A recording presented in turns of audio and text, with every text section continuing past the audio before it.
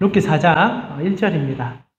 한 절 함께 읽어보도록 하겠습니다. 보아스가 성문으로 올라가서 거기 앉아 있더니 마침 보아스가 말하던 기업 물을 자가 지나가는지라. 보아스가 그에게 이르되 아무개여 이리로 와서 앉으라 하니 그가 와서 앉으매. 아멘. 오늘 때마침이라는 제목을 가지고 주의 말씀 함께 나누도록 하겠습니다. 여러분은 삶을 살아가다가 하나님으로 인하여 하나님의 뜻을 이루고자 삶에 많은 것들을 선택할 때 나보다 하나님이 더 바삐 움직이시고 나보다 더 하나님이 마음 급한 것을 경험하신 적이 있으십니까? 저도 목회를 하면서 참 많은 그런 길들을 경험하죠. 하나님의 일에는 하나님이 나보다 더 마음이 급하시구나 라는 거 참 많이 느끼는데, 가장 기억나는 사건 중에 하나는 교회를 개척할 때였었습니다. 교회를 개척하려고 마음을 먹었던 시간에 제가 이제 결정을 다 내리고 기억도 나는데요. 10월이었던 것 같아요. 딱 지금쯤이었는데, 제가 당시 이제 부교육자로 사역하다가 담임 목사님에게 찾아가서 이제 사임을 얘기합니다. 10월쯤이었어요. 그래서 사임을 얘기하면서 사임을 하는 이유가 이제 교회를 개척하기 위함입니다. 이런 얘기를 했었습니다. 그래서 목사님 이제 교회를 개척하려고 합니다. 기도 부탁드립니다. 말씀드리고, 그리고 정말 행복하게 좀 말씀을 드리면서 사임을 얘기하고 나왔습니다. 그리고 나오자마자 전화가 한 통이 딱 왔어요. 정말 기가 막히게 때마침 딱 전화가 한 통 왔는데, 전화를 딱 받았는데 어떤 여 집사님이셨습니다. 그리고 첫 마디가 목사님 혹시 개척하실 마음 없습니까? 라는 얘기를 하는 거예요. 제가 너무 놀랐습니다. 공식적으로 누구에게 말한 적도 없었고 마음속으로만 품고 있다가 처음으로 이제 당시에 담임 목사님에게 개척을 하겠다라고 말하고 나오는 그 순간에 전화가 와서 개척하실 마음 없습니까? 라고 묻는 그 말에 제가 너무 놀라서 목사님, 그 집사님에게 순간 당황하는 바람에 생각은 늘 하고 있습니다. 그러나 아직 조금 계획도 해야 되고 하니까 차후에 연락드리겠습니다 하고 전화를 끊었습니다. 그리고 온몸에 소름이 돋았던 거예요. 그분이 이제 하시는 골자는 이거였습니다. 목사님 개척하면 같이 하고 싶습니다. 도와드리고 싶습니다. 가고 싶습니다. 그 말 한마디가 개척하면서 얼마나 막막하겠습니까? 근데 그 순간에 나보다 하나님께서 이 개척을 더 원하고 계시구나. 그리고 하나님께서 정말 나보다 더 빨리 뛰어가고 계시구나. 그 생각이 좀 들었었습니다. 그러면서 이제 우리 허준사님 만나서 개척에 대해서 이제 처음으로 또 얘기를 드렸습니다. 그때도 얼마나 크신 은혜인지 허준사님께서 묵묵히 저를 바라보시다가 좋다고 하셨어요. 며칠 고민해 보시겠다 하시더만 좋다고 하신 거예요. 그때도 제가 얼마나 놀랬던지 아무것도 없고 무엇을 할지도 모르는데 함께 했다는 말 한마디, 그런 순간순간에 물론 그 이외에도 하나님께서 얼마나 마음이 급한지, 장소도 하나님께서 다른 사람을 통해서 또 알아봐 주시고 사람도 좀 모아주시고 환경도 이루어 주시면서 개척에 대한 하나님의 마음을 계속 보여주면서 정말 주님 바쁘시구나, 급하시구나, 하나님께서 한 교회가 세워지는 것을 제가 이뻐서 그렇지는 않다고 생각합니다. 그리고 하나님께서 제가 능력이 있어서 그렇다기보다는 하나님께서는 하나님의 교회를 세우는 일에 당신은 참 마음이 급하시구나 라는 생각이 들었던 적이 있습니다. 혹시 여러분은 좀 어떠십니까? 하나님께서 여러분에게 무엇보다 내가 내 일을 마음 깊이 바쁘게 움직인다는 것을 보여준 적이 있으십니까? 오늘 우리는 룻기의 이제 하반기 속에서 하나님께서 얼마나 마음이 급하신지, 그리고 그 마음 급함을 통하여 그 백성들에게 어떻게 나타나는지를 조금 더 살펴보며 마음 급한 하나님과 함께 그 급한 마음과 함께 달려갈 수 있는 사람이 또한 누구인지를 발견하면서 우리의 신앙을 조명해 보았으면 좋겠습니다. 오늘 세 부분으로 좀 살펴볼 건데요. 첫 번째, 오르고 내리는 신앙인을 좀 먼저 보고 싶습니다. 여러분과 제가 읽은 짧은 첫 번째 이 한 구절은 이제 보아스가 성문으로 올라간다는 이야기로 먼저 시작합니다. 4장 1절을 보니까 보아스가 성문으로 올라가서라고 되어 있습니다.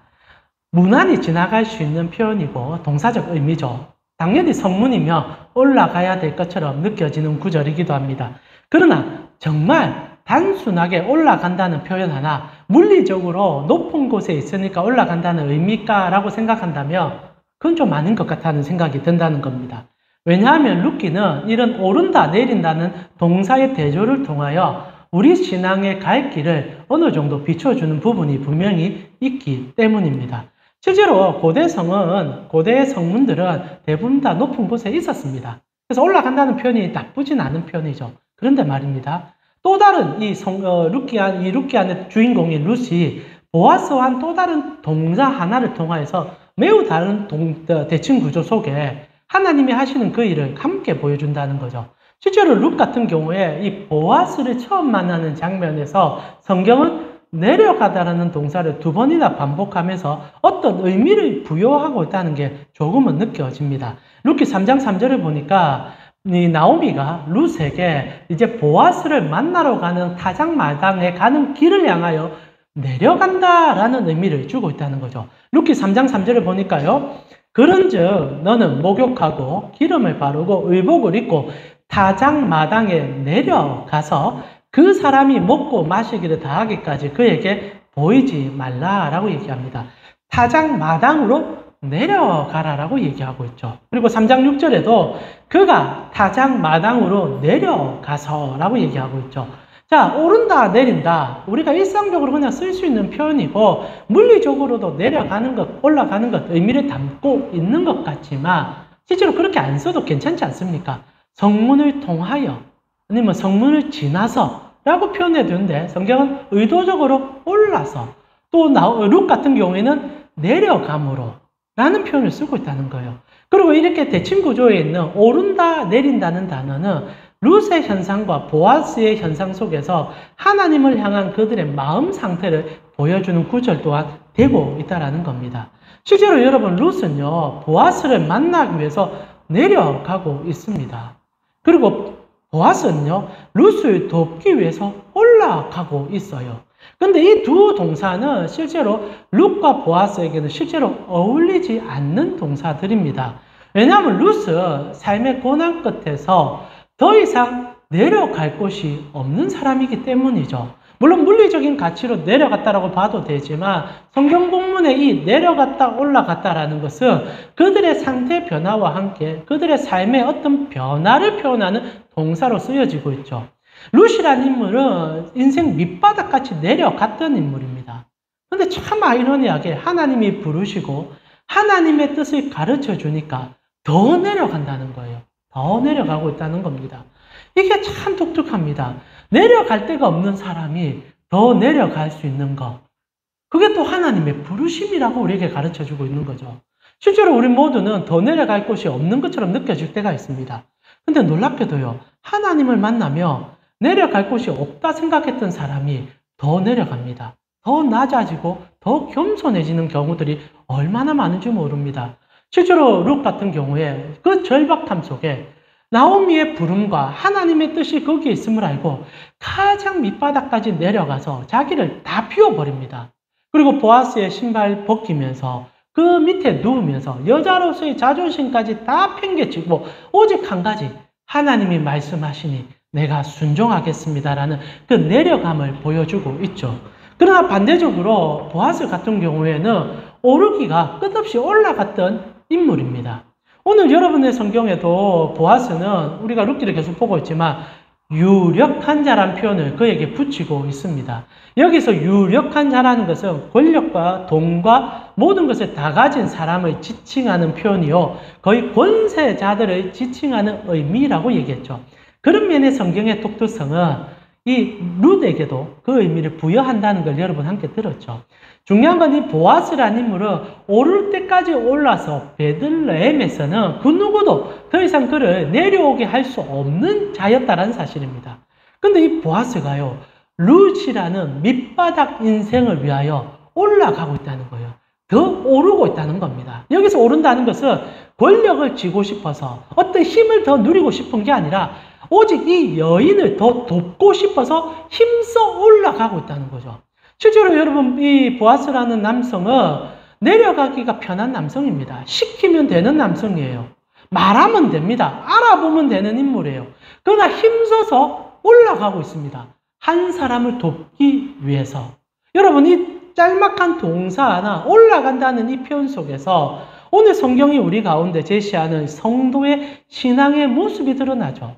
하나님을 만난 백성들은 내려갈 곳이 없는데도 내려가고 올라가지 않아도 되는데 올라갈 수밖에 없는 인생이 된다는 거예요. 그것도 나를 위해서가 아니라 남을 위해서, 돕기 위해서 내려가고 올라가는 인생이 된다는 겁니다. 얼마나 놀랍습니까? 얼마나 많은 사람들이 가난한 인생을 극복하기 위해서 하나님을 오르기 위해서 붙잡습니다. 또 그리고 올랐던 사람들은 하나님을 만나 내려 쳐다보기 위해서, 그리고 내려 깔보기 위해서 주님을 이용하기도 합니다. 그러나 참된 신앙인들은 타자를 위해서 내려가고 올라가죠. 그리고 그 목적은 딱 하나입니다. 하나님을 그들이 만났기 때문입니다. 그리고 우리는 더 놀라운 사실 하나를 여기서 발견하지요. 오르고 내리는 이 놀라운 동사를 온몸으로 실천하신 분이 우리에게는 한 분이 있다라는 사실입니다. 누구나 동시에 일이 함께 이루어지기는 쉽지 않습니다. 내려간 자는 내려가고 올라갔다는 자는 올라갈 뿐이죠. 그러나 우리 구주 예수 그리스도는 이 일을 동시에 다 행하십니다. 그분은 어떤 분이십니까? 하늘 보좌를 버리시고 우리 가운데 내려오셨습니다. 그리고 그분은 내려오신 그 은혜 가운데 우리를 너무 사랑하사 십자가에 올라가셨습니다. 그래서 내려오심과 올라가심을 통하여 우리의 사랑의 구속사를 이루셨던 예수 그리스도를 우리가 보지 않습니까? 동일하게 오늘 룻과 보아스의 일에 올라가고 내려가는 이 사랑은 궁극적으로 결국 그리스도께서 우리에게 보여주신 사랑이고, 그리고 그 사랑을 아는 성도들은 룻과 보아스처럼 내려가며 올라가는, 나를 위해서가 아니라 타인을 위하여 그리고 이웃을 위하여 내려가며 올라가는 그 사랑을 경험하게 된다는 거죠. 이것이 신앙의 아름다움이요, 하나님을 아는 자들에게 주는 영광이 아닌가 싶습니다. 이렇게 보아스는 타자를 위하여, 특히 절망 가운데 쓰러져 있는 룻을 위하여 올라가고 있습니다. 오르지 않아도 되는 사람이 힘써서 한 사람을 돕기 위해서 올라가고 있죠. 근데 이런 오르는 열정 속에서 또다시 우리는 두 번째 이 보아스의, 그리고 우리 성도들을 통하여 보여주는 하나님의 또한 은혜가 있죠. 그게 두 번째 투명한 신앙입니다. 오르고자 노력하는 이 보아스는 가장 투명한 사람으로 우리에게 비춰져요. 1절에 보니까 성문으로 보아스가 올라갑니다. 한 사람을 돕기 위해. 그런데 그는 올라가자마자 가장 먼저 한 행동이 거기 앉아 있다라는 동사를 또 보여주고 있죠. 올라갔던 보아스가 독특하게 도착하자마자 앉아버립니다. 앉는다라고 되어 있어요. 사랑 우리 가우식구 여러분, 이 앉는다는 표현 여러분 또 어떻게 느껴집니까? 실제로 1절에 나오는 이 동사들을 제가 억지로 좀 끼워 넣는 느낌도 있겠지만은 그렇진 않아요. 굉장히 중요한 단어들을 계속 사용합니다. 올라갔던 보아스가 앉아요. 여러분, 앉는다 어떤 의미를 좀 갖습니까? 성문에 앉았단 말입니다. 우리가 성경이나 이렇게 과거에 대한 지식이나 이 배경 지식이 좀 없으면 당연히 높은 곳에 올라갔으니까 두루 사람들을 살피면서 이 성문을 지나가는 사람들이 누군지를 알기 위하여 그 높은 곳에 앉아 있다라는 생각을 할 수 있는 구절이기도 합니다. 근데 말입니다, 실제로 그렇진 않은 것 같아요. 왜냐하면 성경에서 성문에 앉아 있다라는 표현은 또 다른 어떤 가치를 내포하기 때문입니다. 그러기 위해서 먼저 고대 시대에, 특히 중동이나 이 팔레스타인 지역의 성문의 역할을 알 필요가 있습니다. 여러분, 우리나라 같은 경우에도 성문은 단순히 사람들이 통행하고 들어가는 관문의 역할을 넘는 것 알고 계시죠?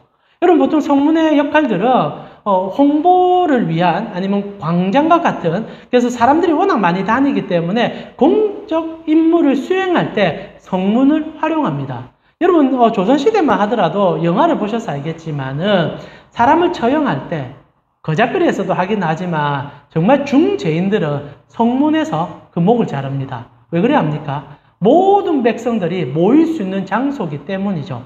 그래서 성문을 지나면 바로 시장이 열려 있고요. 성문은 언제나 많은 사람들이 모여 있기 때문에 많은 일들을 행할 수 있는 장소로 이해되고 있죠. 그런 가정 속에 구약시대의 성문은요, 재판관의 역할을 하는 곳으로도 알려져 있습니다. 실제로 나중에 왕궁이 설립되고 이렇게 건물들이 제대로 형성되기 전까지는 성문이라는 가치는 사법재판을 행하는 장소로 인지되고 시리도 그렇게 많이 했었습니다. 그래서 여러분과 함께 있는 룻기에도 보아스가 그곳에서 오늘 본문에도 나오지만 장로 10명을 데려와서 법적인 얘기들을 시작하는 거죠. 그렇게 볼 때 이 앉았다라는 표현은 단순히 첫 번째로는 오늘 여러분 핵심은 본문에 배경이 없는 분들은 이 성문에 앉아서 룻이라는 여인과 가장 먼저 결혼할 수 있는 인물인 기업 물을 자라는 차를 찾기 위함인데 그 사람을 만나기 위해서 찾기 위해서 앉아있다라는 표현도 될 수 있지만은 만약 그렇다면 앉아있다는 표현보다는 사람을 찾더라, 두루 돌아보더라는 말이 더 역동성이 있을 것 같아요. 그런데도 앉아있다라는 이렇게 올라간 사람이 앉았다라는 반대적 의미는 어떤 일을 통하여 이 상징적 요소 속에 보아스가 온몸을 통하여 우리에게 보여주는 가치가 있다는 거죠. 그게 법적인 문제를 공식화시키는 과정이라는 겁니다. 그래서 시편 9편 4절에도 이 앉는다는 표현이 우리가 생각하는 그냥 이렇게 단순히 체어 의자에 앉는다라는 의미보다는 법적이라든지 공개적인 석상에서 권위를 가지고 행하는 일이라는 것을 가르쳐줘요. 시편 9편 4편에 보니까 주께서 나의 의와 송사를 변호하셨으며 보좌에 앉으사 의롭게 심판하셨나이다. 어떤 사람이 의자에 앉았다라는 말은 그 사람의 권위와 능력을 나타내는 표현으로 구약 성경에 많이 쓰고 있다는 거 여러분 알 것 같아요. 그래서 동일하게 이 보아스라는 인물이 이 베들레헴 안에서 유력한 자가 성문에 앉아 있다는 그 자체만으로 성읍 모든 사람들이 주목할 수밖에 없고 어떤 공적인 문제가 보아스를 통하여 알려지겠구나. 지금 보아스가 어떤 정말 중요한 얘기를 우리에게 전달하고 싶어라는 것을 온몸으로 다 보이고 있다는 겁니다. 그래서 실제로 나중에 기업 물을 자를 만나자마자 보아스가 제일 먼저 한 일이 뭡니까? 우리가 오늘 읽지는 않았지만 4장 2절을 보니까 보아스가 그 성읍 장로 10명을 청하여 이르되 당신들은 여기 앉으라 하니 그들이 앉게 되죠. 그들도 앉는단 말입니다. 앉아서 어떤 일을 하느냐? 이제 사법재판이 시작되죠. 그렇게 이 보아스가 10명을 데려오고 있단 말입니다. 근데 여기도 우리가 좀 재밌는 걸 알 필요가 있어요. 왜 하필 그럼 보아스는 성문에 앉아서 사람을 만났을 때 장로를 10명을 데려왔을까? 여러분 혹시 의문을 가져보신 적 없습니까? 저도 이번에 공부하면서 참 많이 생각을 해보다가 나름대로 답을 좀 내리게 됐는데 실제로 여러분 한글 성경에는 10명을 데려왔다라고 되어 있으니까 그 성읍 안에 10명밖에 없었겠구나라는 생각이 들 수도 있지만 그건 아니거든요. 실제로 원문에 보게 되면 장로들 중 10명을 데려왔다고 되어 있어요. 그러니까 많은 장로들이 그 가운데 있었던 것 같아요. 여기서 장로라는 것은 그 지역에서, 그 마을에서 지식과 능력이 탁월한 나이 많은 어른들을 나타내죠. 그래서 숫자가 제법 됐던 것 같아요. 근데 그 중에서 아마 가장 공인적인 인물 10명을 데려옵니다. 10명을. 그리고 보아스는 이 10명을 데려옴을 통하여 오늘 이 앉는다는 의미의 정확성을 우리에게 더 강하게 보여주죠. 왜 보아스는 장로 10명을 데려왔을까요? 사실 10이라는 숫자는 굉장히 중요한 의미를 언제나 내포하고 있습니다. 여러분, 열이라는 숫자 떠오르면 성경에서 가장 먼저 떠오르는 게 뭡니까? 법궤죠. 돌판이죠. 하나님의 언약의 말씀, 10계명 아닙니까? 10가지의 계명을 주셨단 말입니다. 그리고 하나님께서 이집트를 징벌할 때 10가지의 재앙으로 징벌하셨습니다. 나아가 조금은 자그마한 사건이긴 하지만은 기드온이 우상을 바알 제단을 헐 때도 10명의 사람을 대동해서 허는 사건이 있습니다. 참 독특하게 이 10이라는 숫자는 성경 안에서 매우 중요한 가치를 드러내며 중요한 언약적 상징으로 보여주죠. 자, 이렇게 볼 때 10이라는 숫자는 단순한 거예요. 소수를 가지고 전체를 대변할 때 10이라는 숫자를 씁니다. 그래서 10계명이죠. 작은 10가지의 계명이지만 모든 계명을 대표한다. 10가지 재앙이죠. 작은 10가지의 재앙이지만 세상의 모든 우상을 징벌한다. 10명의 사람이지만 하나님이 이스라엘 전체를 대변시킨다. 그래서 그런지 모르겠지만 실제로 유대 공동체의 이 랍비들은요, 교회 공동체를 이룰 때 최소 단위로 남자 10명이 모여야 예배가 시작된다라고 얘기해요. 그러니까 유대인들에게는 이 10이라는 숫자가 소수의 숫자지만 전체를 대변하는 숫자로 인지하고 있다는 겁니다. 자, 동일하게 보아스는 10명의 장로를 대동시켜 앉혀 놓습니다. 이유는 뭡니까? 오늘 이 내 모든 행동은 사법적으로 합법하며 하나님과 사람 앞에서 뜻뜻한 행위이니 너희 모두가 두 눈을 부릅뜨고 지켜보라 라는 얘기입니다. 근데 이게 굉장히 중요한 얘기죠. 실제로 보아스가 매우 불편하며 할 필요가 없는 행동을 공개적인 차원에서 해주고 있기 때문입니다. 보아스는요, 정말 투명한 사람입니다. 모든 사람에게 하나님의 뜻을 행할 때 그 일을 정확하고 공정, 명명백백하게 행하는 사람임을 여러분이 보셔야 해요. 실제로 얼마나 많은 사람들이 예수를 믿지만은 여전히 어두움 가운데서 그 일을 행하는지 모릅니다. 실제로 우리가 참 안타깝지만은 하나님을 믿기 때문에 더 빛 가운데 행할 것 같지만 하나님을 믿는 사람들 가운데도 더 어두움에 숨어서 더 악랄한 일들을 행하는 경우들이 많은 것을 여러분이 삶으로 느껴왔던 것 같아요. 실제로 장로 대통령이 한 분 계셨습니다. 당시 때 너무 유명한 표현이 있었습니다. 고서용 정권 들어보셨죠? 고려대, 소망교회, 그리고 영남 출신. 여기에 교회 이름이 들어가 있습니다. 그리고 실제로 그 소망교회라는 곳은 정치인들이 얼마나 많이 모여왔는지 모릅니다. 근데 그들이 다 정말 예수를 사랑하고 빛 가운데 행했던 분이냐라고 질문하며 지금 사법재판이 끝난 상황이니까 얼마나 많은 거짓말과 속임과 사람들이 현혹하는 말로 교회 안에서 작당하여 모냈는지를 우리는 알고 있습니다. 어느 날 그리스도인들이 보아스가 보기에 부끄러운 삶을 살 때가 많은 것 같아요. 물론 우리는 오를 수 있고 내릴 수 있습니다. 힘써 달려가고 때로는 멈출 수도 있습니다. 그러나 달리고 멈출 때 확실한 한 가지는 투명성을 가지고 일해야 된다는 사실이에요. 보아스가 기업 무를자를 만났을 때 편법을 취할 수 있고 빠른 길을 선택할 수 있습니다. 돈 몇 푼 더 쥐어주고 너 나중에 찾아가서 그냥 내가 포기한다라고 말해. 그러면 서로가 편해질 수 있습니다. 그러나 보아스는요, 그런 것을 전혀 쓰지 않습니다. 만나자마자 설명을 하고 그 사람의 판단을 맡기고 논리정연하게 깨끗한 방식으로 일을 처리하죠. 만약 기업 무를자가 우선순위에 있는 사람이 흑심을 품고 반대하고 그리고 그 일을 뒤집어 엎어버리면 보아스는 그 순간 망신을 당할 수도 있습니다. 그러나 그는 하나님 앞에서 깨끗한 사람이 되고 싶은 거예요. 하나님 앞에서 깨끗함을 보이고 싶은 거예요. 그래서 너무 힘들지만 성문 앞에서 앉아서 장로 10명을 힘겹게 데려와서 여러분 사실상 장로 10명을 오란다고 오겠습니까? 찾아가서 데려오고 어르고 벼르고 때로는 힘겨움을 가지고 데려오지 않겠습니까? 왜 그런 일을 합니까? 하나님이 투명하니 나도 투명해야 된다. 그 말을 하는 겁니다. 얼마나 중요한 가치인지 몰라요.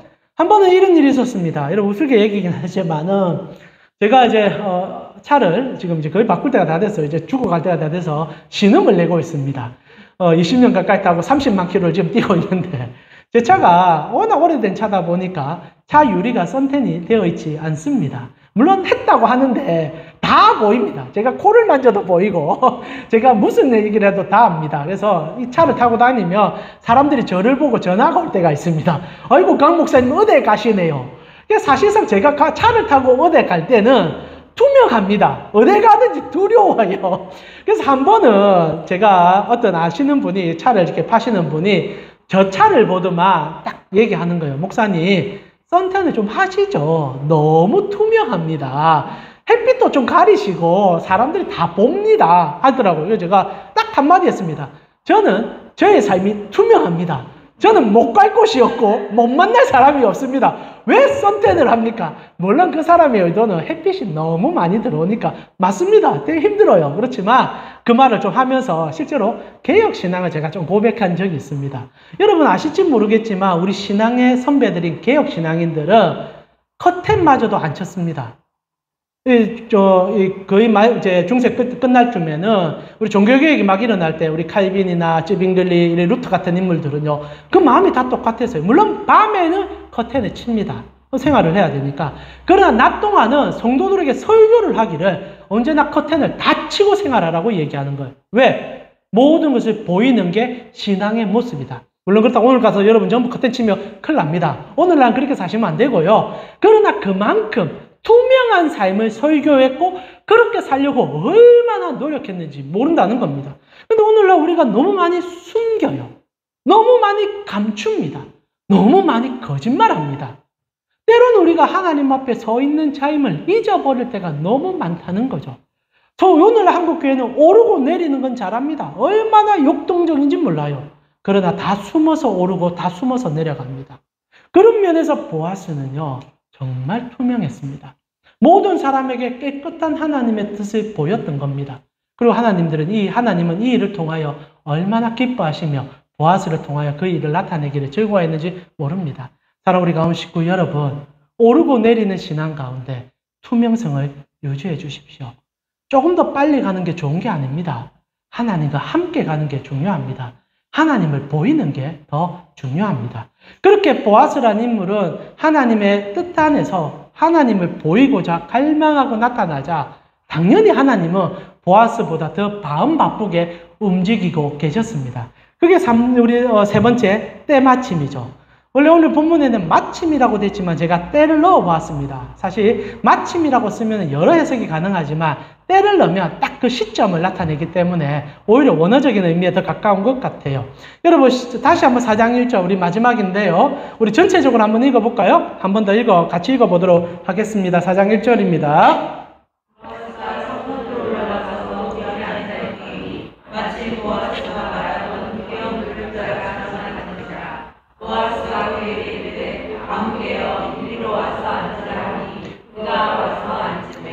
마침 보아스가 말하던 기업 물을 자가 지나가고 있습니다. 그리고 이제 그와 만난 얘기는 우리가 다음 주에 보겠지요.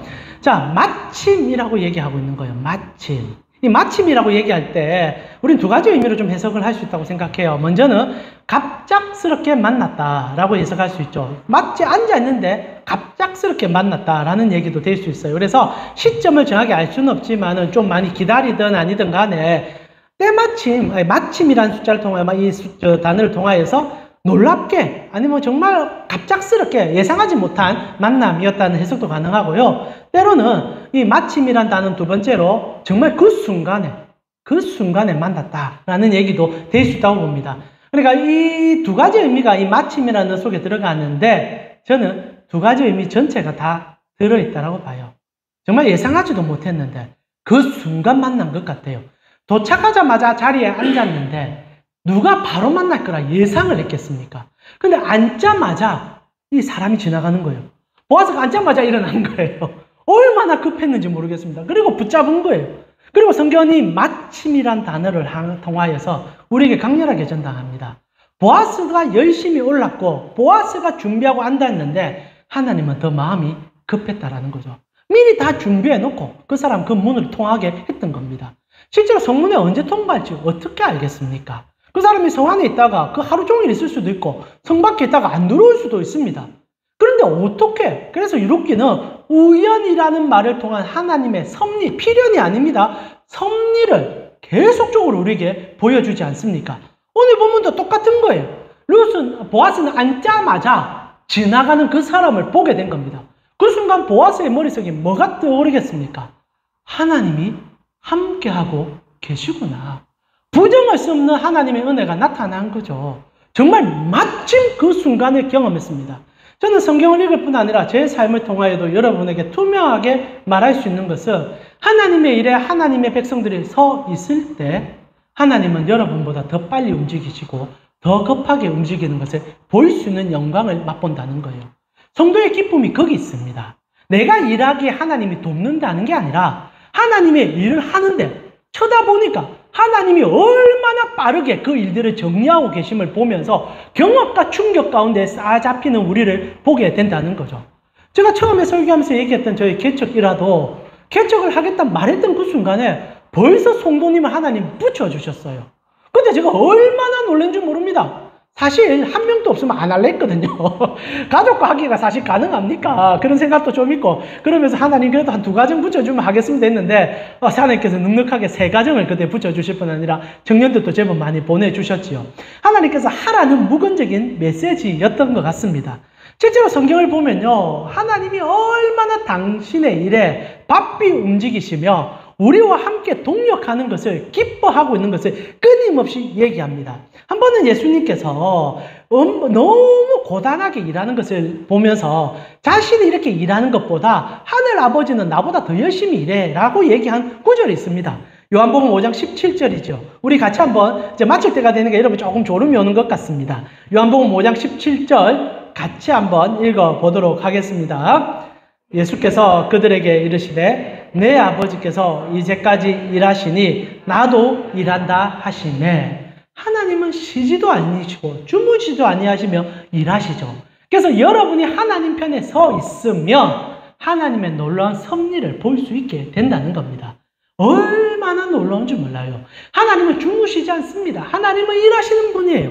그리고 이것을 경험했던 시인도 똑같은 표현을 쓰고 있습니다. 시편 121편 3절에서 4절을 보니까 찬양에도 있는 가사지만은 제가 한번 읽어드리겠습니다. 여호와께서 너를 실족하지 아니하게 하시며 너를 지키시는 이는 졸지 아니하시리로다. 이스라엘을 지키시는 이는 졸지도 아니하시고 주무시지도 아니하시리로다. 할렐루야, 아멘입니까? 하나님은 여러분을 위해서 일하고 계십니다. 오늘 보아스가 하나님을 믿기 때문에 올라갔습니다. 낯이 낮은 사람을 위하여 자기의 시간을 쓰고 돈을 쓰고 환경을 쓰며 자기를 드리고 있습니다. 그러면서도 편법을 버리고 하나님 앞에 투명한 삶을 보이며 주님 내가 여기 있습니다. 나를 써 주시옵소서라고 외치는 날 하나님은 마침 지나가는 은혜를 보여주며 너가 그리하는 것보다 내가 더 마음이 급하니 너는 나와 함께 더 깊이 달려가자 라고 얘기하는 하나님을 경험할 수 있었다라는 거죠. 이게 얼마나 복된 일인지 모릅니다. 결국 올라갔던 보아스는 내려오게 됩니다. 이 룻을 만나서 얼마나 안식과 평안을 누린지 몰라요. 룻은 내려가는 인생을 걷어들이고 하나님을 통하여 올라가는 삶으로 변화되게 됩니다. 오르는 자는 내려오게 되고 내려갔던 자는 올라오게 해주는 하나님의 마침이 그들 속을 간통하여 하나님의 역사를 보여주고 있다는 사실이죠. 우리가 이런 하나님이 우리와 함께 달려가는데 어떻게 세속에 물든 마음을 가지고 세속을 붙잡으려고 하십니까? 그 기쁨을 맛보시고 싶지 않으십니까? 그 영광 속에 머무르고 싶지 않으십니까? 저는 오늘 이번 한 주가 여러분에게 이 말씀의 은혜가 삶으로 나타나서 오르는 삶, 내려는 삶, 그리고 투명한 하나님의 삶을 살아내므로 마침 나를 위하여 일하고 계신 하나님을 강렬하게 느끼며 돌아올 수 없는 그 길을 향하여 더 기뻐하며 뛰어가는 여러분이 되기를 충만하게 기도드립니다. 하나님이 여러분의 시간표에 들어와 여러분을 이끌어 주실 것입니다. 이 시간 우리 같이 한번 이 일을 위해서 우리에게 중요한 게 있습니다. 나 혼자는 못 가는 거예요. 오늘 룻과 보아스가 한 마음이 되었을 때 하나님이 그들 속에 임했던 것처럼 하나님은 우리를 통하여 우리와 함께 달려가고 계십니다. 최근에 우리가 이 찬양을 계속 부르고 있는데요. 오늘도 이 시간 함께 부르며 서로 손잡고 올라가고 내려가며 하나님의 마침을 맛보는 우리의 신앙이 되게 해달라고 함께 기도하는 마음으로 찬양 드리겠습니다.